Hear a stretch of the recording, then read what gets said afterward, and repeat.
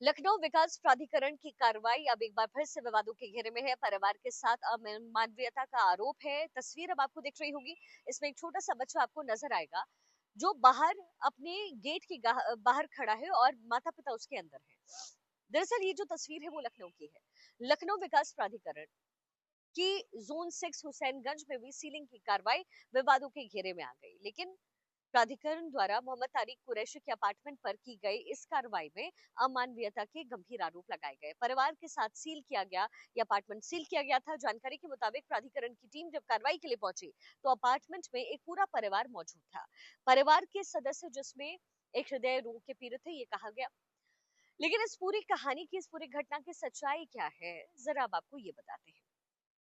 दरअसल लखनऊ विकास प्राधिकरण का अमानवीय चेहरा पूरे देश में समय चर्चा का जो है विषय है।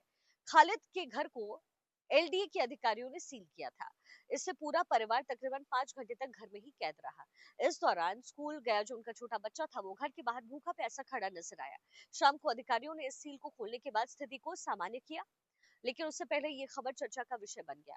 खालिद का कहना है कि अधिकारियों ने उनकी पत्नी से कहा घर खाली कीजिए ताकि उसे सील किया जाए। खालिद की पत्नी ने आपत्ति जाहिर की कि उन्होंने कहा कि उनके पति दिल के मरीज है जिन्हें 2 बार दिल का दौरा पड़ा है, तो ऐसा ना करें। लेकिन अधिकारी नहीं माने। ऐसे में घर खाली करना संभव नहीं है, ये बोला भी गया। लेकिन खालिद ने बताया कि इस कार्रवाई के दौरान उसका मासूम बच्चा घर के बाहर भूखा प्यासा खड़ा रहा। घर का कोई भी जरूरी सामान अंदर से बाहर नहीं लाया जा सका। मीडिया से बातचीत में खालिद ने कहा कि मेरा दूसरा बेटा 5th में पढ़ता है, वो स्कूल गया था।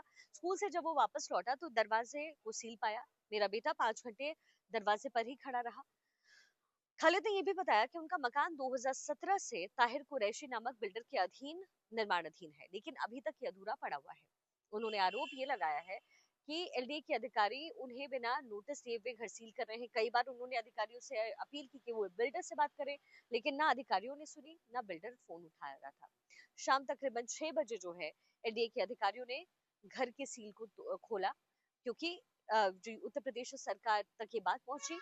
उसके बाद परिवार ने राहत की सांस ली। और दूसरी ओर लखनऊ विकास प्राधिकरण के जोनल अधिकारी शशि भूषण पाठक ने इस बारे में कहा है कि संबंधित बिल्डिंग को सितंबर में सील किया गया। दोबारा सील करने का कोई आदेश नहीं हुआ है। इस बिल्डिंग को किसने सील किया, इसकी औपचारिक जो है इंफॉर्मेशन उनके पास नहीं है। बिल्डिंग पहले से सील है, अगर उसके भीतर कोई है तो वो पूरी तरीके से अवैध है। लखनऊ विकास प्राधिकरण संबंधित बिल्डिंग के खिलाफ कड़ा एक्शन लिया जाएगा, ये तमाम बातें कही गई है। लेकिन अब ये जो खबर है, एक तरफ उत्तर प्रदेश सरकार ने मदद की, उस सील को खोला गया, वहीं दूसरी तरफ जिस तरीके से कार्रवाई हुई और बच्चा मासूम जो बाहर खड़ा था उसको लेकर के लोग सवाल उठाने लग गए और ये कहने लगे कि एडी की तरफ से कार्रवाई तो चली एक तरफ, लेकिन ये अमानवीय चेहरा है जो नजर आया।